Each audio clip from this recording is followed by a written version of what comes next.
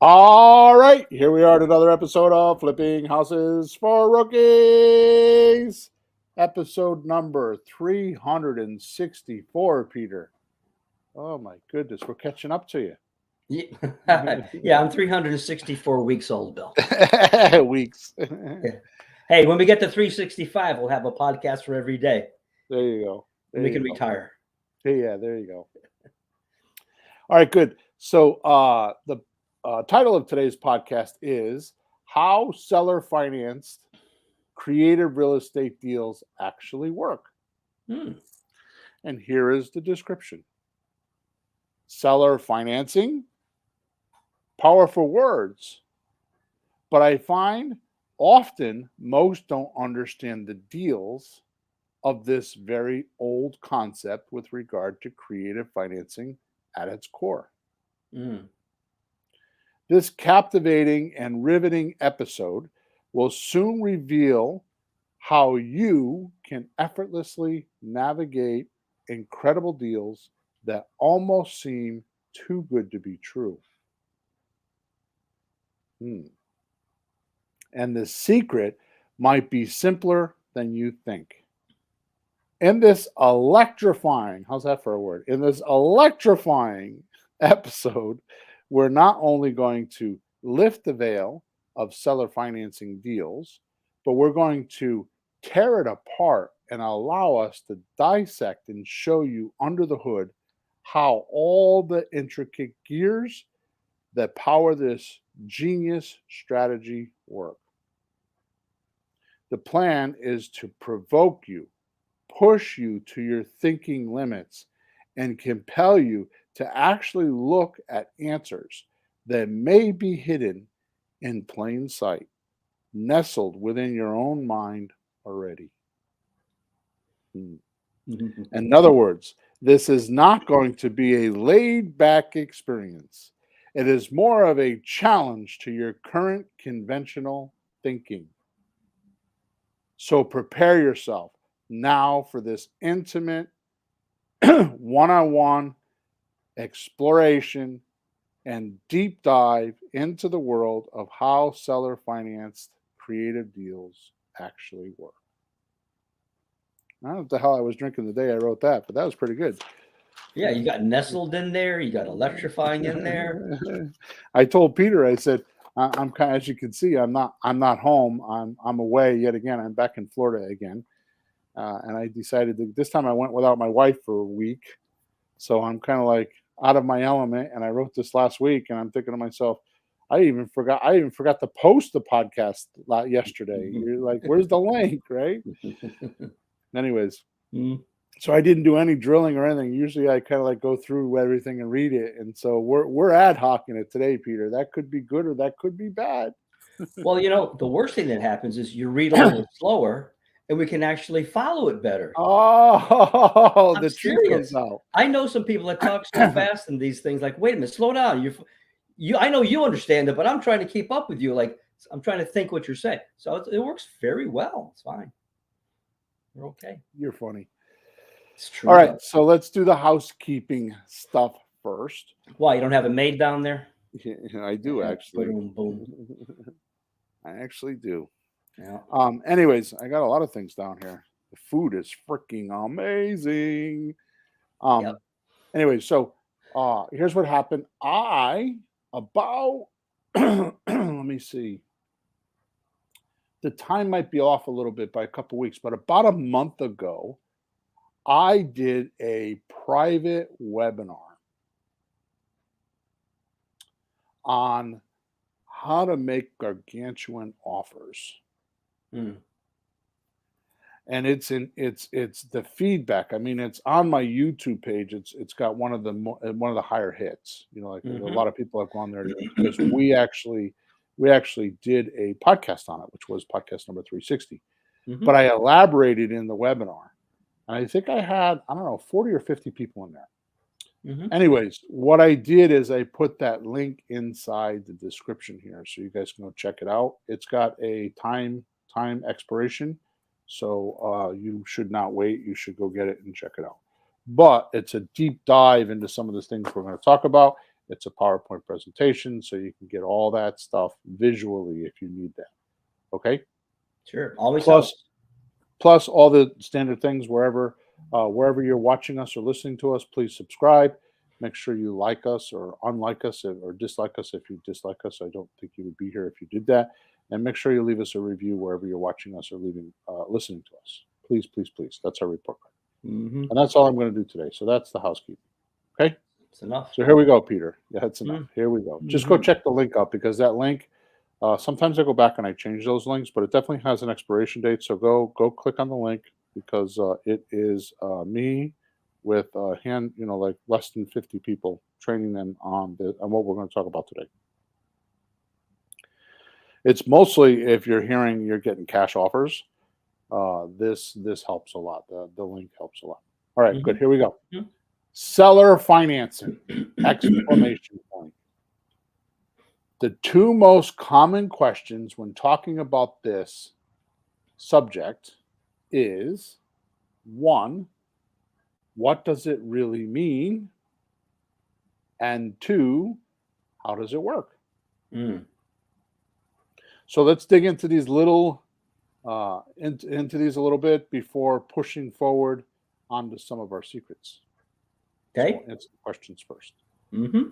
So seller financing is at its core a simple concept.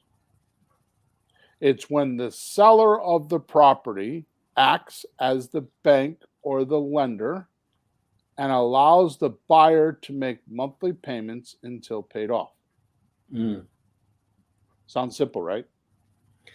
Yeah, I know what we've talked about seller financing, but I got an idea. It's going to be quite expanded today. So I'm actually listening pretty closely of what it really entails. Is it's one thing to know something, but like, can you know more and more and more? That's the point. So I'm listening.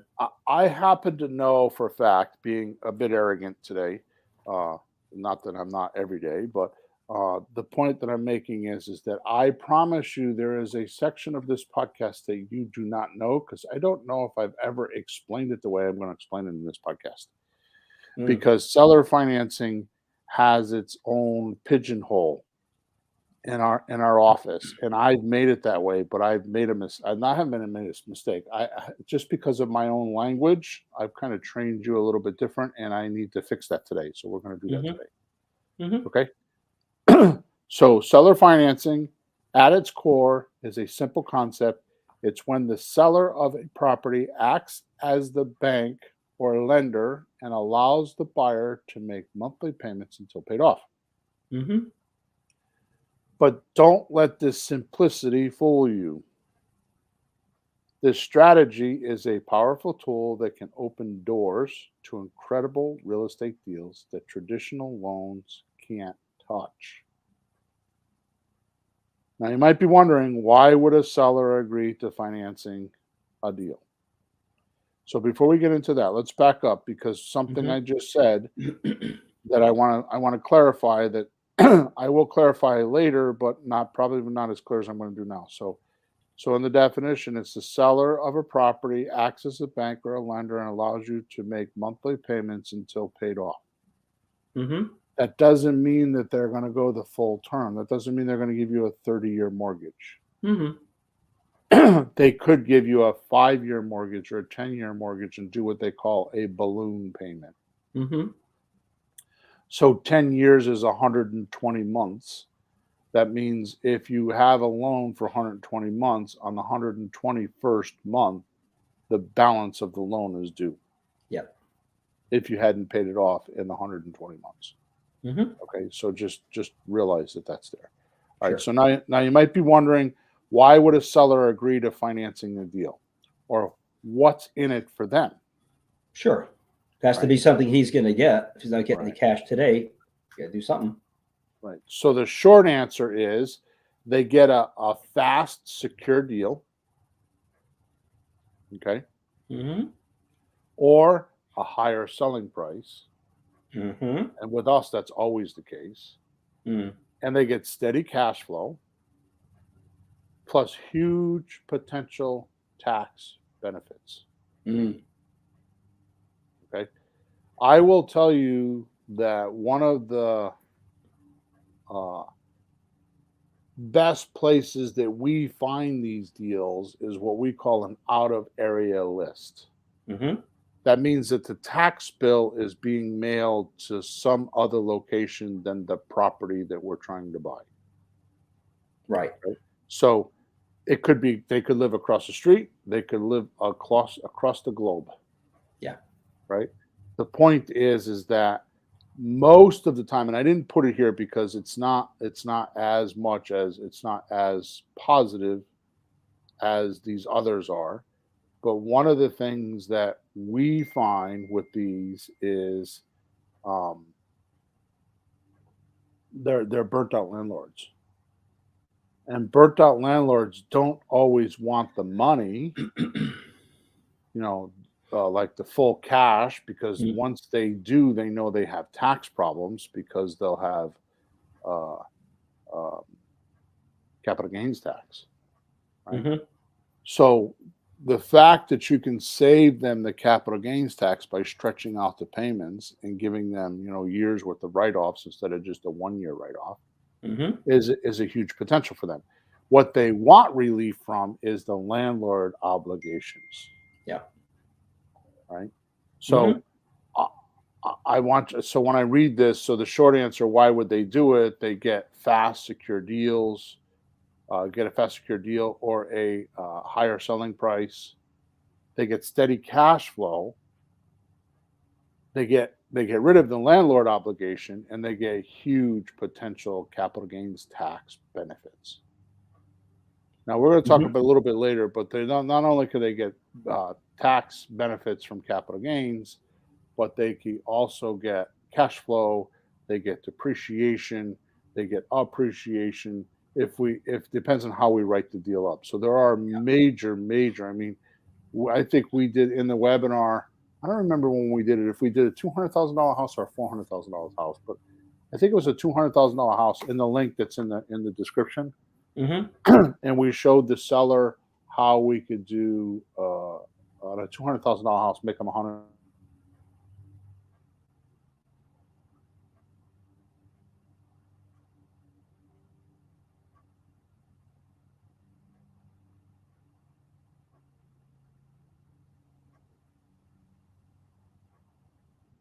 Am I You're back? back now. Here you are.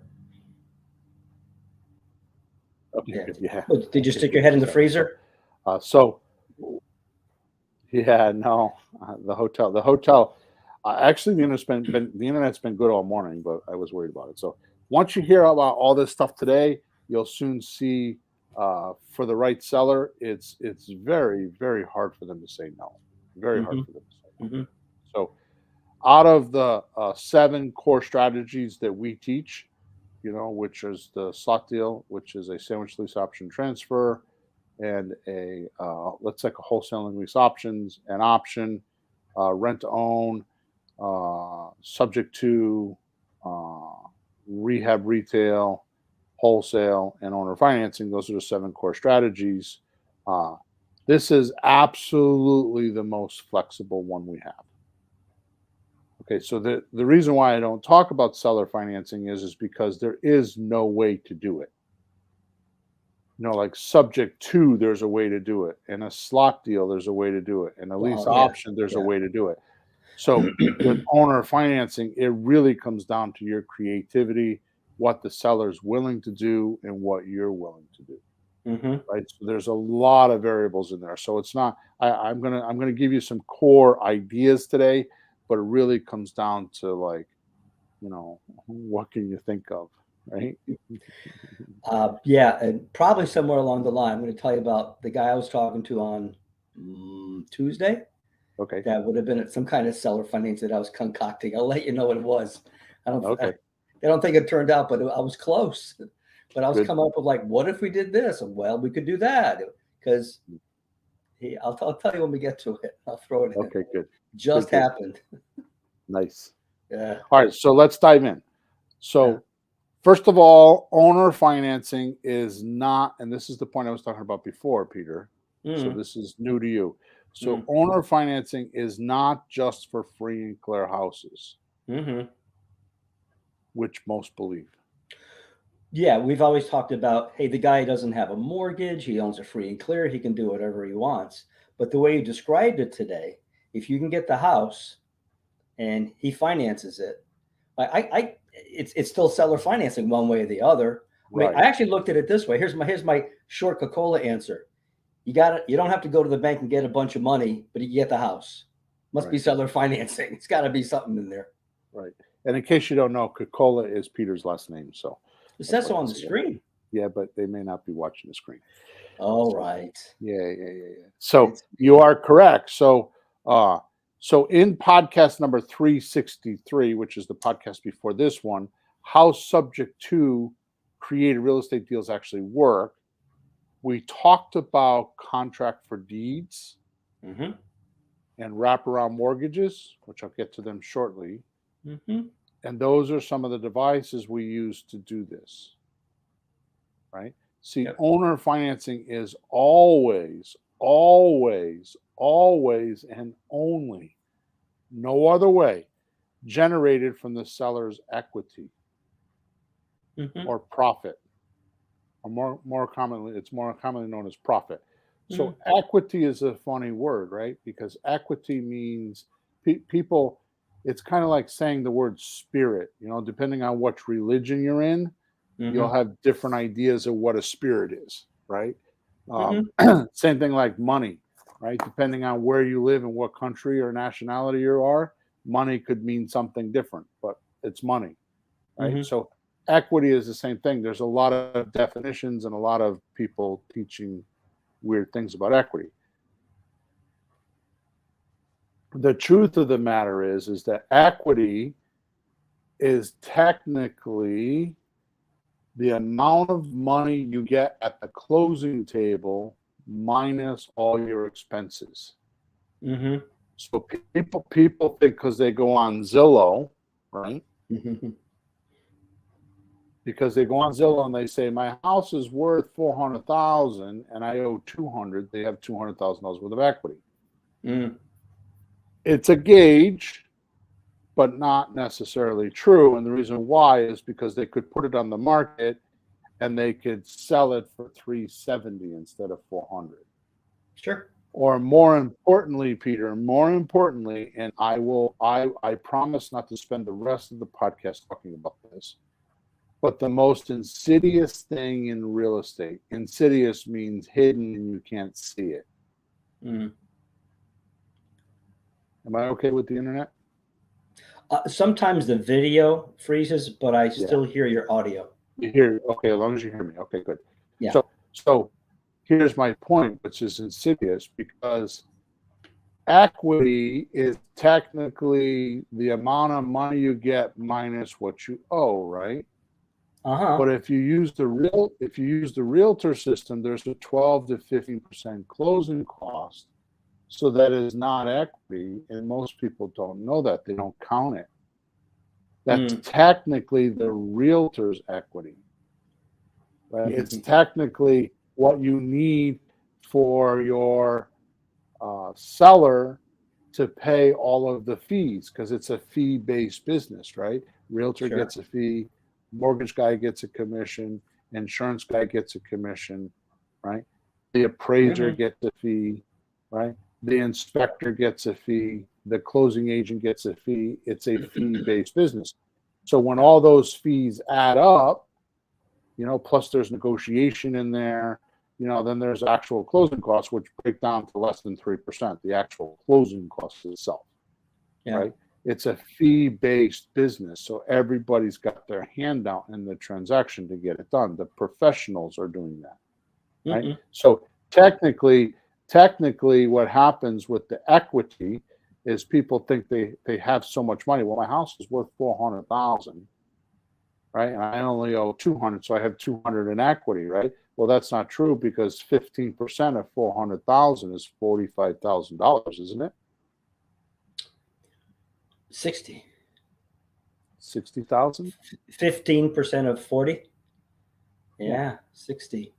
1.5 times 40. Yeah. $60,000. So whether it's 40,000 or 50,000 or 60,000. The point is if you owe It's a lot of 400, it's a lot of thousands. yeah, you're counting on paying.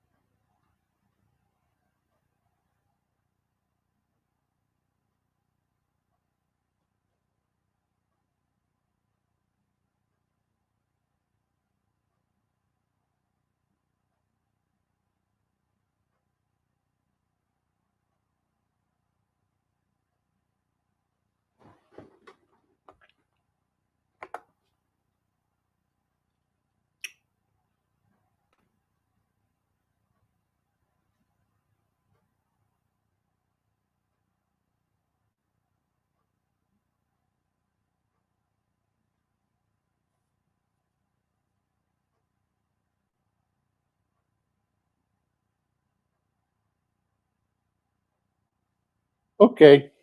Oof. That was strange as hell. Yeah. I've gone What actually wow. happened? I don't know. I just lost my internet, and then I figured I would use my phone and just use my hotspot, but I didn't even have phone service, so I don't know what happened. All right, so hopefully that won't happen again. I'm sorry if you're listening, and I disappeared. I didn't go to the bathroom, I promise, and I definitely did not go outside to smoke a cigar. I haven't had one of those in 2 days, and I am ready for a cigar. Mhm, So I think I cleared up the equity thing. So the big thing mhm. is that so when we're talking about the seller can finance their equity, Mm. right? So they could have a lot or a little equity. They could have $3,000 worth of equity. They could have 300. They could have $3 million worth of equity. The Yeah. point is that you can finance that equity. The reason why is because that's the only part of the transaction that they have control over, Right. right? Everything else they owe the bank and they don't have control over that, or they have code violations, they don't have control over that, or Mm. they have a divorce and they have a partner and they don't have control over that, right? So the equity, their share of the equity, is the only thing that they can absolutely say, yes, I can do that, and you can follow through. Right. Everything else has an arbitrary to it or some sort of a caveat to it, right? That you may or may not do. So does that make sense? So Yeah. I mean, you can also look at it. Whatever money he owes to the bank, he's not getting it, so it's right, not part of the equation. It's right, not like doesn't count. Doesn't matter. It's the bank's money. They'll get right. it someday. Who cares? It's a bank. They don't need it. The Yeah, and money he's going to get the is the taxes, equity. insurance, all that stuff's the same way. Like for example, we have had deals where the house is in a flood zone and it kills the deal because the insurance is like 6,000 a year. Mm. You're not changing that, Hmm. right?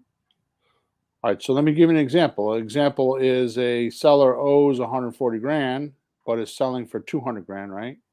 Hmm. So technically, they have $60,000 is the difference. Technically, they have $60,000 in equity or their profit.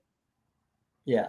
You can also look at it. He's got $60,000 to spend Right, because he's going to have to spend some of that in the closing costs, right? right. So that's where my Yeah. point is Yeah. until you that's why the closing cost is so vital that you explain the closing cost to most sellers because as you are aware, Peter, there are many houses that we sit in and just going over the closing costs with the seller is exchange in abundance for them because they're like every one of them, one for one. They're like, how Yeah. come nobody ever explains this? Oh my goodness, I'm so glad you explained this.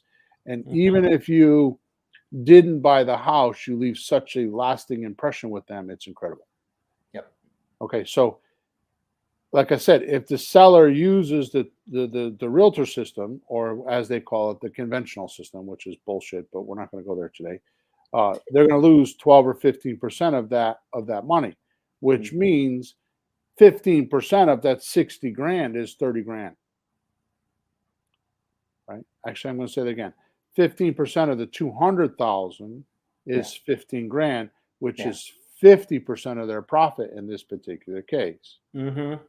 And that's if they're living in the property. If they have capital gains tax because they're not living in the property, it could be another Hmm. 16 to 38%, Hmm.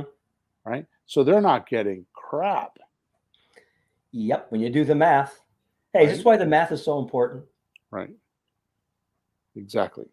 Yeah, because you don't need so many people think, oh, somebody like me has magic words or Bill's a salesman, so he can do better than I can, or I'm going to just say hocus pocus, the magic words, and the seller's going to just say, okay, I'll do it, Mhm.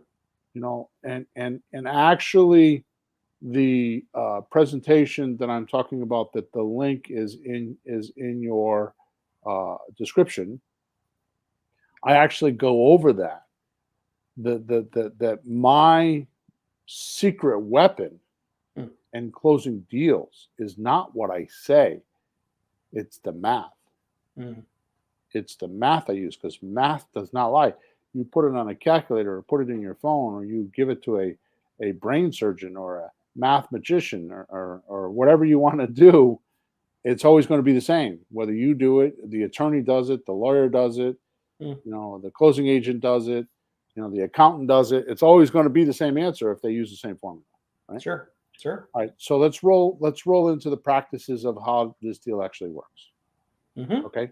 So if a house is free and clear, which we'll do first, and free and clear means there is no mortgage, they don't owe anything on the house other than the taxes and insurance that happens automatically. Yeah. Right? So you practically have, and pun is intended, free range. Mm-hmm. Right? It comes down to what a seller is willing to do and what you can do in the deal. Now, when I say what you can do in the deal, it's different than what the seller can do. Okay? Because there's two qualifications for a seller. One is the math, as we're speaking of, and then there's the emotions and what the seller's willing to do or not do. Right. And what he can do. Sometimes we have sellers that are leaving. Right? They're taking Right. off. They got to go someplace. They're not going to be around. They don't want to deal it from 2,000 miles away. Right. Things like that. Or go to another country. Yeah, I've got that too. Going to another country. Wow. Yeah, they do. Right. So with you, the deal is predicated strictly on math. And if you go back a couple podcasts, I don't have my podcast book with me, but there was the barriers, oh, wait a minute. The barriers, the boundaries, we call them boundaries. Boundaries, yeah. That was in Yeah, podcast. Go ahead. What we're willing to do, what you're willing to do. Like, so, hey, here's the deal. You go, oh, geez, I don't want to do that. Right. The one that I got into Tuesday's like, geez, I'm pretty sure Bill wouldn't want to do that. But, you have to think of that. Right. I'm not willing to do that, or that. How Right. far are you going to go to? How much blood are you going to spill to make some money, So was episode number 358, why so many rookies lose without boundaries? Because it's just what you're talking about. It's like, what are you willing to do or not do for a deal? And what are you willing to do or not do once you get the deal? And what are you willing to do? What are your expectations of getting the deal? And then what are the seller's expectations? Right. So what are your expectations? And then what are you willing to do and not to do on your expectations? And the same with the seller, right? So those four categories are going to tell you, which, by the way, you don't know what those categories are until you get on the phone and start talking to sellers, as we spoke about the other day. Mm-hmm. Okay? All right. So does this all make sense? Because if a house is free and clear, the boundaries are set based on those four categories I just told you about that are in episode number 358, right? Mm-hmm. So often my magic bullet in the strategy is paying principal only payments.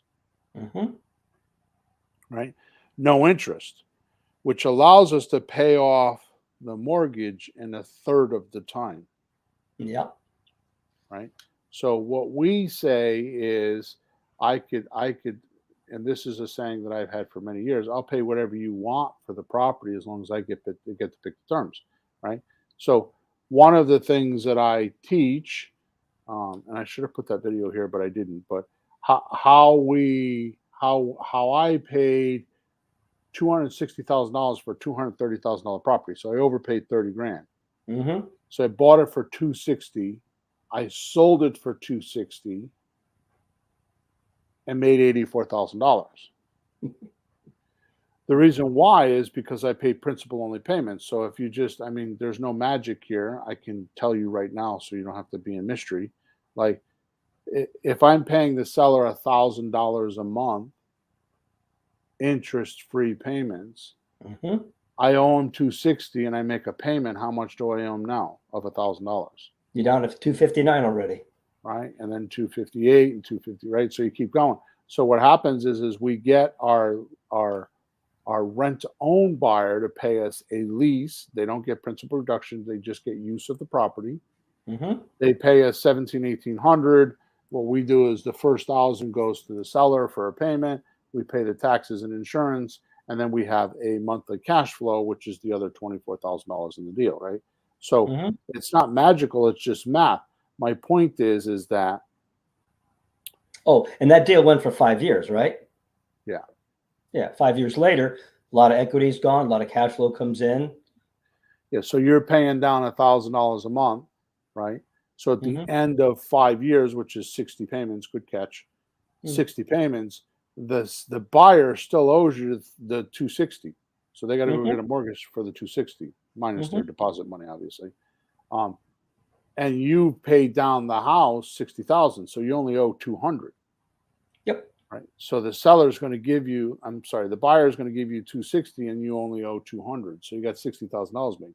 Plus, you Yeah. had your cash flow for $24,000 for 5 years. I Mm-hmm. think the cash flow was like $300 or $400. I think it was $300 a month, so it's $3,600 a year. Right? Mm-hmm. So that's a free and clear deal. Now, I have some properties that I bought last year that are, I think one I paid 70,000 for one, and I think I paid 40,000 for the other.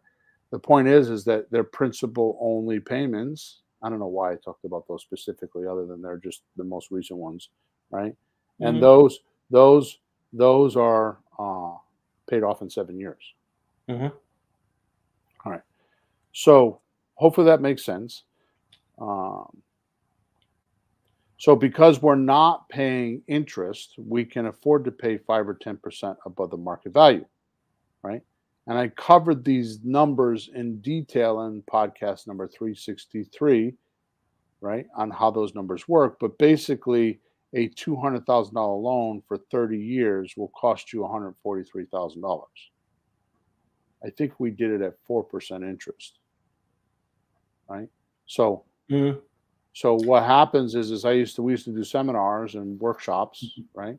And Yep. we'd say to somebody, "How much did you pay for your house?" Well, I paid 200,000. I'm like, "Well, do you have a mortgage?" Yeah. Well, what are your mortgage payments?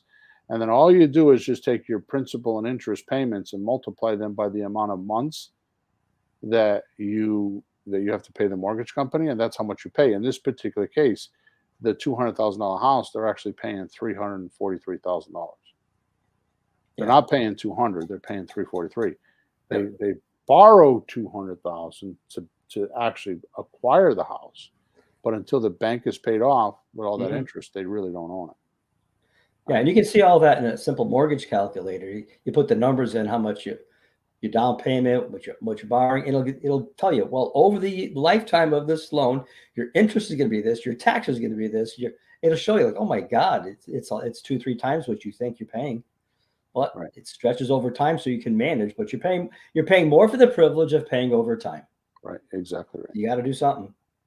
All right. So we need to draw out the numbers on how to do this deal, right? Mm-hmm. So as usual, those numbers are one, there's four numbers. One, price. Two, the monthly payment. Three is the term or the time that you're going to have payments. And four is if they ask for down payment. So we're Mm-hmm. going to talk about those, right? Because that's Yeah. that's what makes up a seller finance deal. You have to have those four numbers, mostly three numbers, excuse me, Yeah. to do the transaction. Because without those numbers, you can't make the math work. Yeah. Because math is what? Numbers, right? You need numbers. Yep. All right. So the selling price, like I said earlier, is usually 5 to 10% over what they're asking uh, to compensate for the income of the interest we normally pay. Now, don't do like some thinker brains do and think, well, if I did interest for 10 years, I'd be paying $85,000 in interest, right? So I got to go over 85. Don't do that, because I promise you, if you get the right seller, they're not going to do that math, right? So Mm-hmm. just go 5 or 10%. 10% is a good number, depending. Some of the larger price houses, 10% on an $800,000 house, you may not want to go 80,000 over, but that's up to you, Mm. right? And even if you paid full asking price, you're saving them 15%. Right. So they're getting that much more in the first place. So I mean, I would start. You would probably start there and then go up if you had to. Yeah, so I do that very often because I'll tell them I do not give them that price until I have not closed them. But I Mm-hmm. start with the asking price and I tell them exactly what you're saying. I'm saving those numbers, and I go over that. And I know in Creative REI Reply, which is our software company, the which does all the work for you, um, the script that we use in there is set up that way. Mm. Right? You explain to them all the thousands you're saving them for closing costs. Matter of fact, we used to use that, and I don't do it as much as I did before. But what we used to do is we used to get 3 months worth of payments, right? So they would pay the first month. They would pay, if you have to have a mortgage, the first month they would pay because you're always 45 days, 30 to 45 days behind on your payment just by having a mortgage. But I would always get the other 2 payments because I would say to them, "Hey, I'm paying all these thousands of dollars for closing costs. Could you make the next 2 payments for me?" Mm. And 98% of the time they said, "Yeah, okay." Yep. Because you would explain how much value they're getting by not paying the closing costs, right? Mm-hmm. All right, so that's number one. That's the selling price. You determine that first. Which, by the way, if you're doing what we advocate here on Bill's Planet, is you're going through these numbers one at a time. This is your closing call, getting those 4 numbers. And the script does it for you perfectly. But if you don't have the script, what you're going to work on is price first, then monthly payment, and then term is time, and then if they ask for down payment or deposit. Yep. All right, so let's move on to the monthly payment, Mm-hmm. right? So monthly payment is something kind of cool, and you will only hear this come out of my mouth unless somebody has been under my tutelage, if you would. How's that for a fancy word? Under Hey, my training. under is one of my favorite words. Under, yeah. Yeah, you good old Peter. Uh, Tutelage. tutelage, yeah. So I invented this formula myself personally because of a acquisition manager, Mm-hmm. and believe it or not, I had multiple deals. I had done probably a few dozen deals, and I'm guessing, but it was a lot of deals that I was just unhappy with.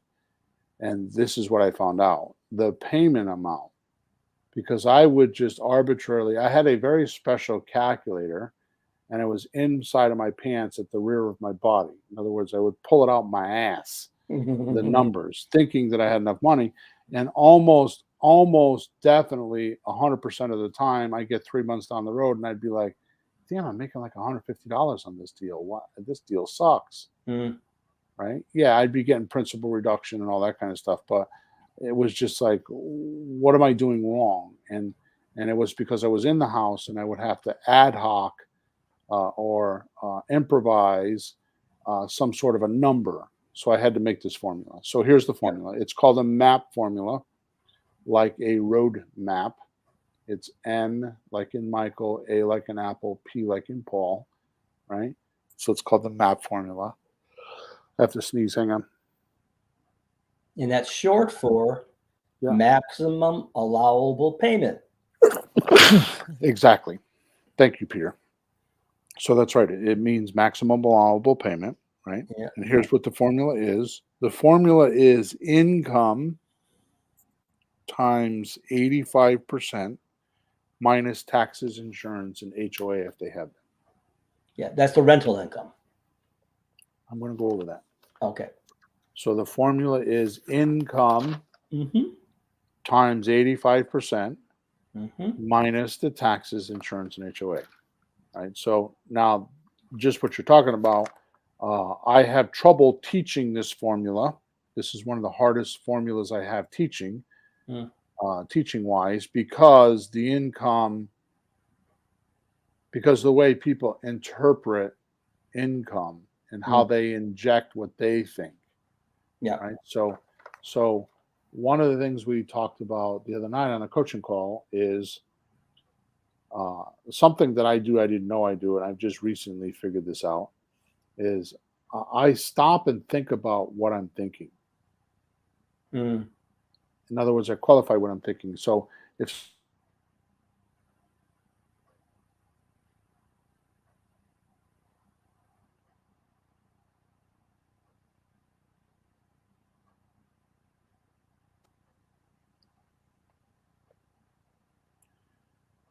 you're Yep. back, okay, good. So this is one of those points. So, anyways, um, so what I don't do is I don't use rentometer. Rentometer, unless you're a landlord and you have a bunch of apartment buildings and you plan on, shoveling snow, cutting grass, taking out garbage, and having a bunch of tenants that live under your roof, rentometer is completely useless. So I do not use that as an income standard. Mm-hmm. And here's the reason why, is I always use the mortgage amount. And when I say the mortgage amount, if I'm selling a house for $200,000, I'm selling on a rent to own or a lease option. I don't consider the rent as income.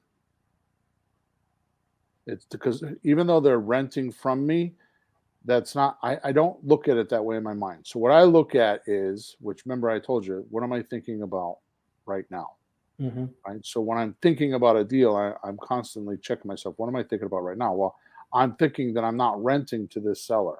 To this buyer. Mm-hmm.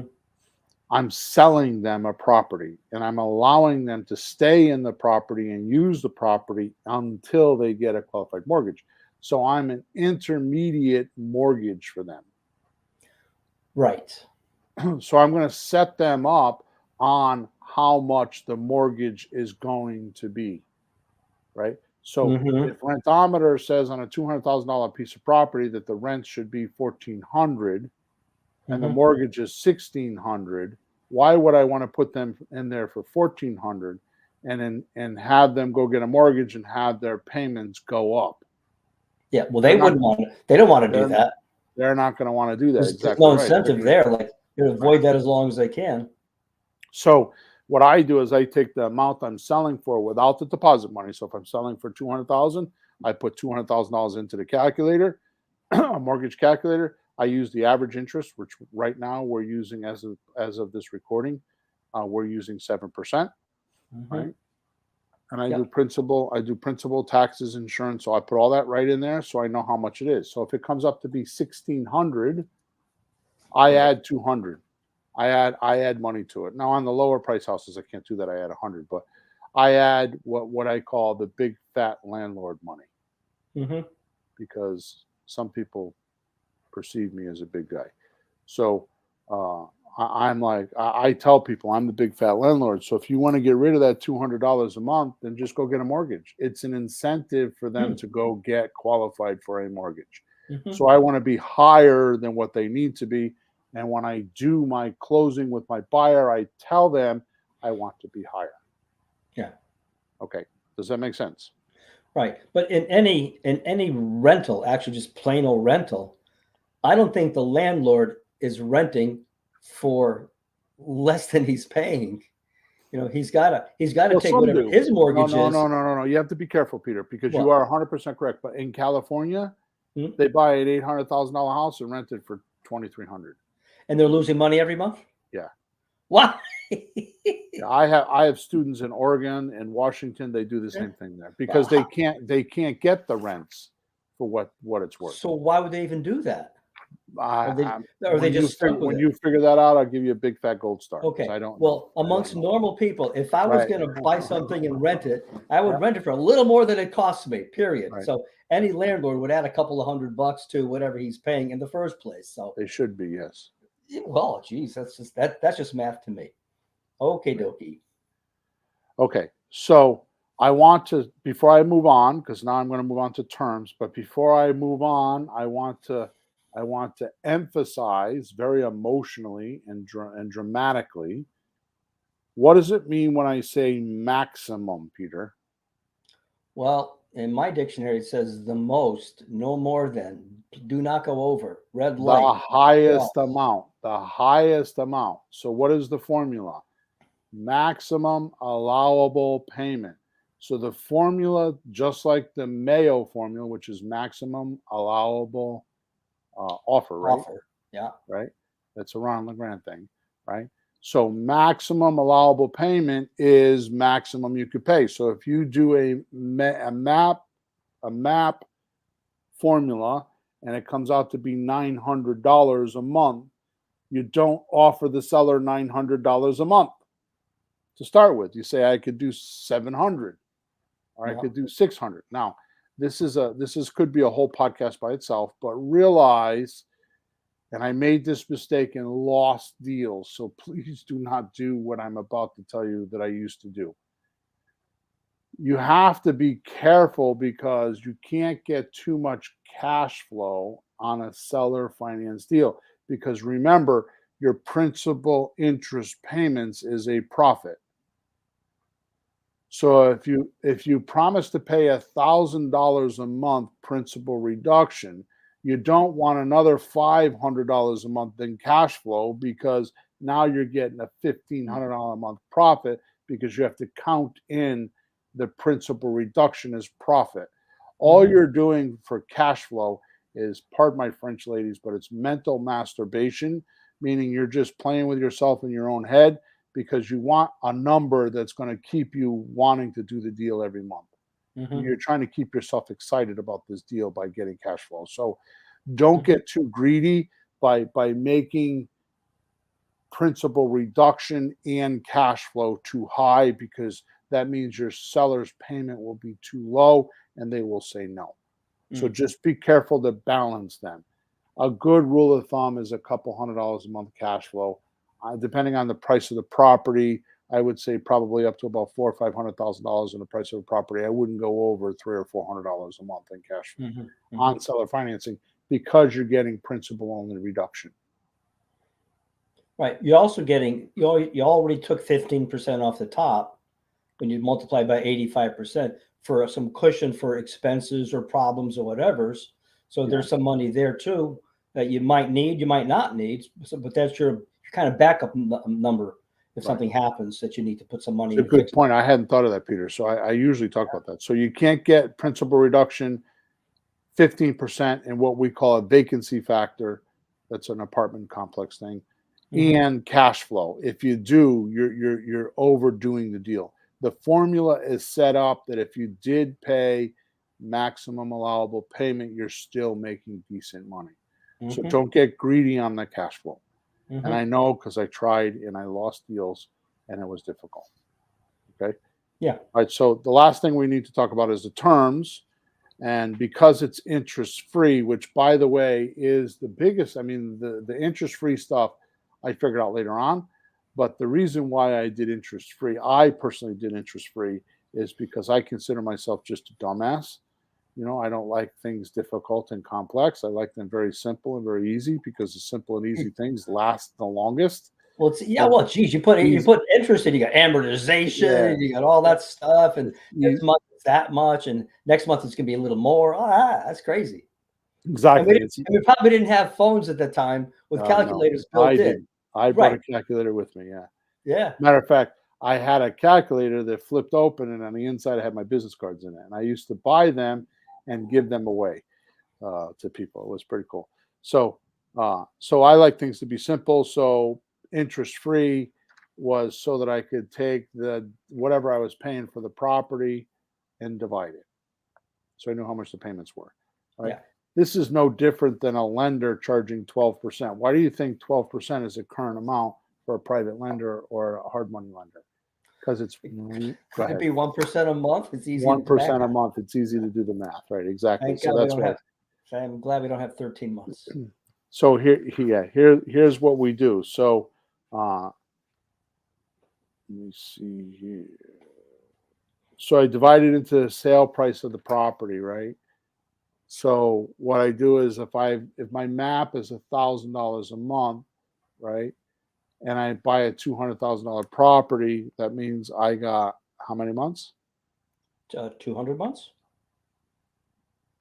Is that right? What to Yeah, pay it off? yeah. So it'd be 200 months, Yeah. right? 200 to $1,000, Mm-hmm. and then I divide that by 12, which is the years, Mm-hmm. right? So that's how I do it. Mm-hmm. Okay, now down payment. Down payment is often an issue with these sellers because you'll find about 95% of the time they want 50% down. 50. Yeah. Phew. That doesn't even Ni- make sense. 95% of the time they'll say, "Well, I'll do owner financing, but I want 50% down." This is a test. This is a test for you. They're they're they're they're they're taking your temperature Mm-hmm. on how serious you are, right? Just like a doctor takes your temperature to see how sick you are, they're taking your temperature to see how serious you are. They'll tell you they want skin in the game. Yeah. They'll tell you that they want skin in the game. So my standard answer when they do this is, why would I do that when the bank requires 10% or less down? Now, 10% is usually if you're going to go get like a uh, uh, multifamily loan. On single family, obviously you could do FHA for 3 to 5%. Yep. Right. So more to the point, this is not an obstacle for you. This is actually an advantage for you when they ask, I want 50%. Right. It's a chance to learn what the seller's aims and goals are. So it's a plus point when they say they want 50% down, because now you could dig in, right? You have to realize that a free and clear property is someone's savings account, right? They've been saving like a Christmas fund, you know, the old Christmas funds, you put money in every month. The new kids probably don't do that nowadays, but you know, back in the day, you put so much money in every month, and then in December you would go get your money out and go Christmas shopping, right? It's the same type of a thing. Like, these people have been paying their mortgage, put money in, they've been fixing it and coddling it and taking care of it like a child, and then all of a sudden one day, right, they decided they want to, that savings account needs to be cashed in because they want to blank. Yeah. Right. Now,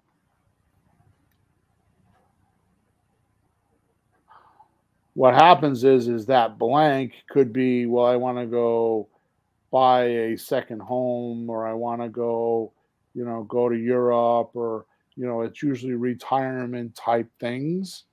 You know, my wife and I are downsizing, and I need the money to, you know, I'm going to sell this house, buy the new house, and then sell my house, and then, you know, all the money comes back in the account. Right? There's a bunch of reasons why they would do it. The point that I'm trying to make is, it's a savings account, so that they're going to usually want all their money. So you have to work pretty hard to show them how you're going to make them way more money and not have the landlord obligations. That's the trick to seller financing. Well, you know, the way you're describing it earlier in the very beginning of the podcast, I had a thought. If you sell the house cash, you get a certain amount of equity now.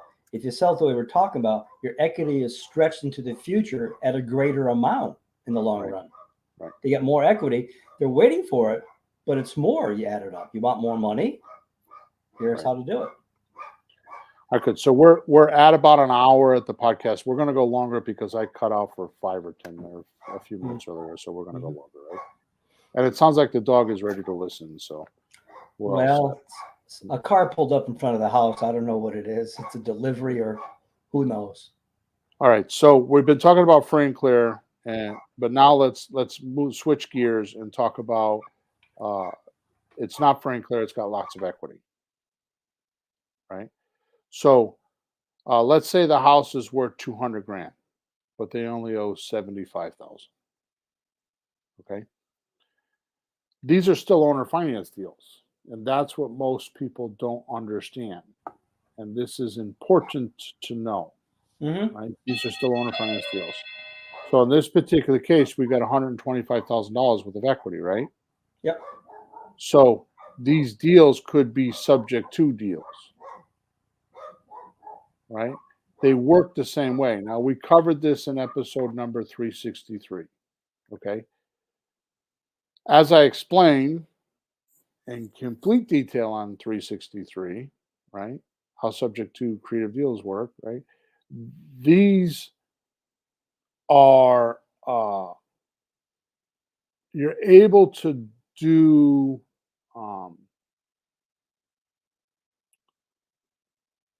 there's two ways you can structure these deals, right? So that's what I'm trying to say. And basically, mathematically, they're a contract for deed or a wraparound mortgage. And the third way, it's actually 3 ways, is a double mortgage. I've never heard that. What is that? Different than a wraparound? Yeah. So here's what you do. So when they have a lot of equity, and I'm talking about a property that in this particular case has got $125,000 worth of equity. It's a $200,000 house. They owe 75 and they got 25,000. They got 100. They owe 75 and they sold for 200, which means they are $125,000 positive. Okay, if you don't take out all the 15% closing costs and all that stuff, and they get all that, right? So let's go through these. So the wraparound mortgage, um, I'm just going to explain how they work. You can get more details on podcast number 363 because we did it there. So the wraparound mortgage, let me see what I did. I'm sorry, I started off wrong. So I'm going to start with contract for deed in my notes. Okay, so sorry about that. I get distracted. So contract for deed means the seller is giving you a mortgage but not passing the deed. So they're giving you a loan but not passing the deed. Okay. So if you default, it's an eviction, not a foreclosure. Okay. So all it means is once you have met the contract obligations, you get the deed.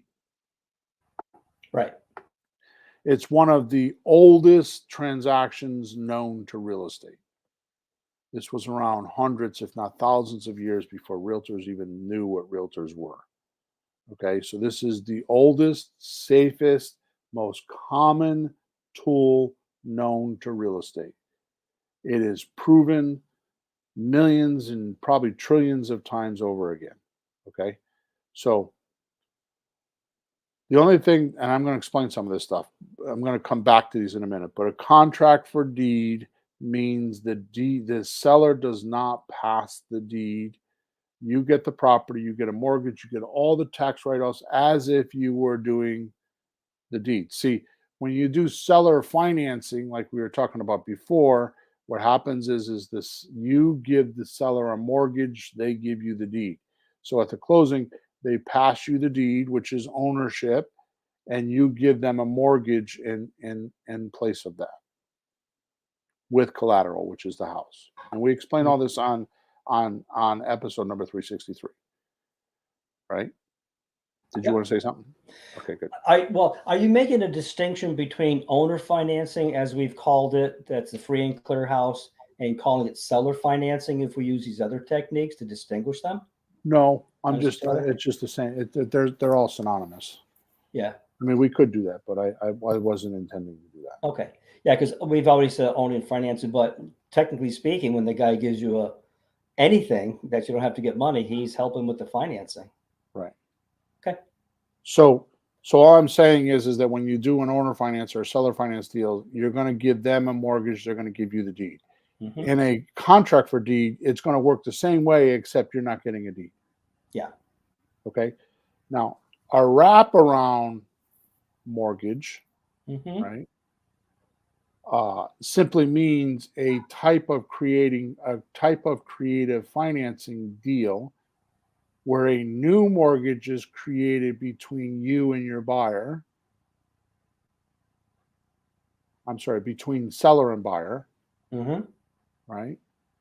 But the original mortgage stays in place. So in our particular case, the seller owes 75, but we're going to give him a mortgage for 200. Mm-hmm. So there's a new mortgage drafted between seller and me, or seller and buyer, Mm-hmm. right? With the $75,000 mortgage staying in place. And it doesn't trigger the due on sale clause, which we talk about in podcast number 363, because you're allowed to do this. You're allowed to finance your equity. You're allowed to finance your profit. Nobody can stop you from doing that.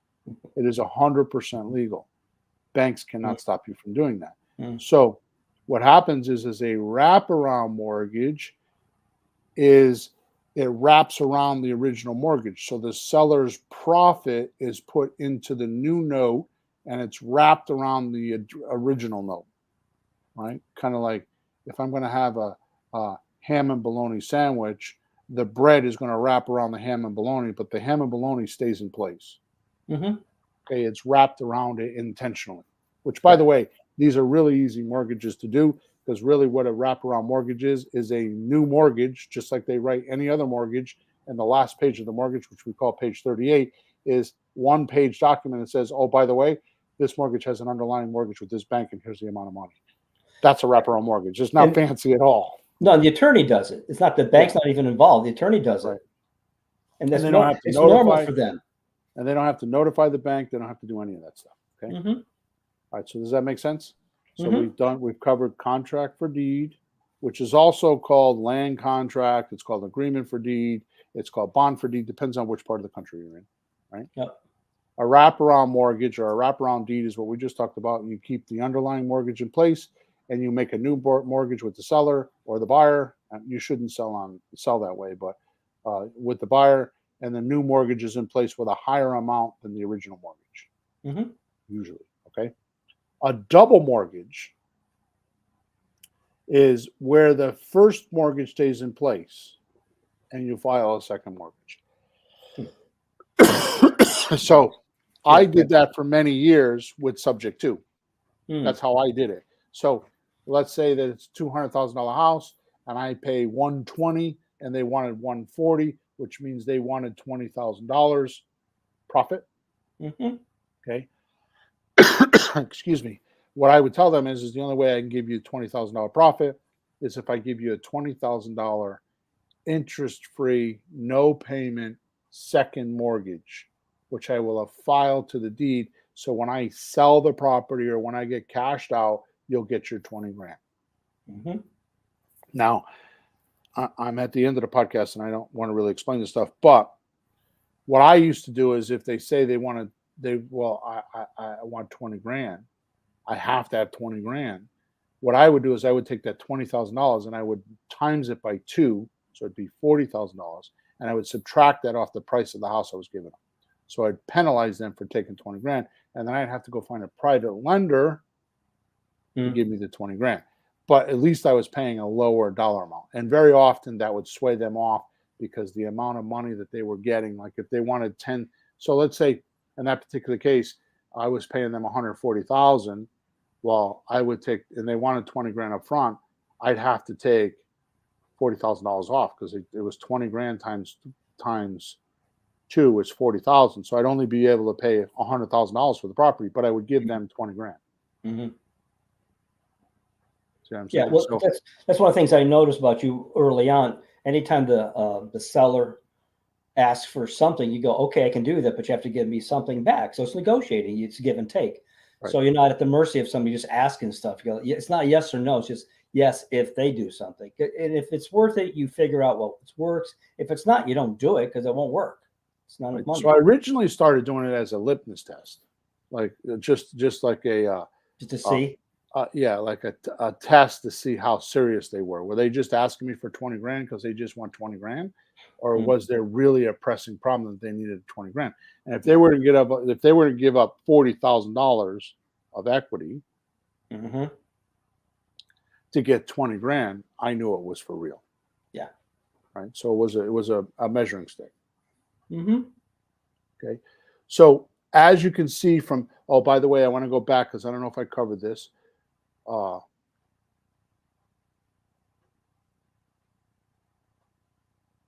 Okay. So yeah, I'll cover that in a minute. So as you can see from the explanations, you would need to choose which type of paperwork transaction, depending on how the deal allows. So I don't want to confuse anybody. This is why they're not in the 7 core strategies, because all they are is just a disbursement activity.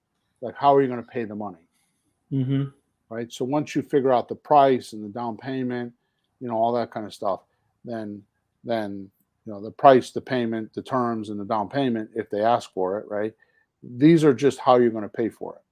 Right. So the reason why I don't talk about contract for deed, I don't talk about contract for deed, and then wraparound mortgage. Thank you. And a second mortgage is because we only use those on subject to deals or owner finance deals. Mhm. So it's a breakdown of those. It's a breakdown. So, yeah, it's a derivative A of those. subset.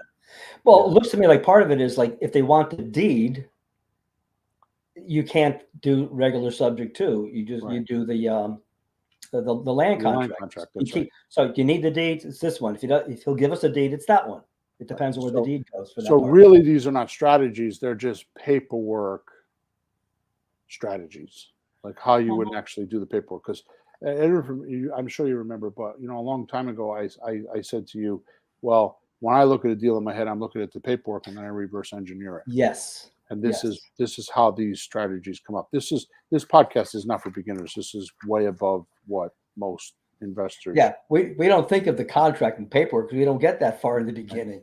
We're still trying to get there, so we're thinking. But once you've been through the entire deal a few times, you can think forward and backwards. Right. And the best way to do something is think where you're going to wind up and work it backward. That's the best way to do something. You get it right. Right. All right. So one last thing before we go. On the contract for deed and wraparound mortgage, which, by the way, the wraparound mortgage is a foreclosurable event if you don't pay, if you default. Mm-hmm. Mm-hmm. Okay. But the wraparound mortgage and the contract for deed, all right, if the seller has an underlying loan, which both of those you are going to have. So if you have a contract for deed with an underlying loan, right, and a wraparound with an underlying loan, you do not, listen to me, you do not pay the seller the mortgage amount. Okay, so what we do is paying it off. Yeah, we do one of two things. No. I'm talking about the monthly payments.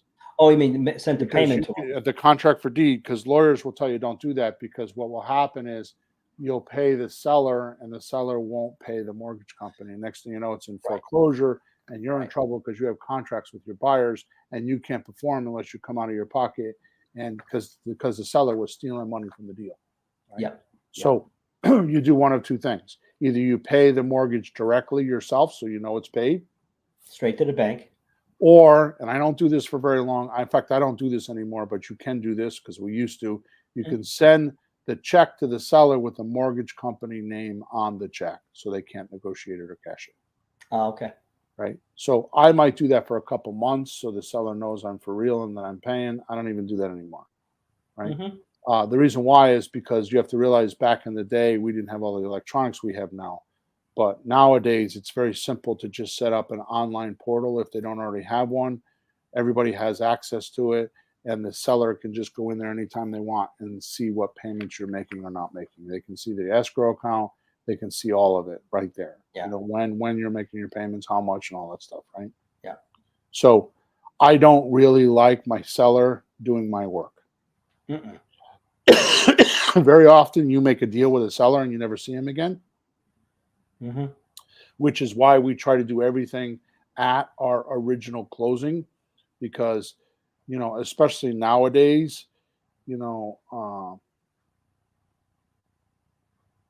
Alzheimer's and illnesses and all that kind of stuff gets in the way, or they move out of state or whatever, they disappear and things happen and nobody remembers the transaction the same way, which is the reason why we always say if it's not in writing, it's not true. You got to put it in contract. It's got to be very clear. And if it's not deciphered in the contract a year or 2 or 5 years down the road, or 10 years or 20 years, you're just hurting yourself. So be very detailed on what you put in that contract, because it's going to be the law between you and the seller from that point forward.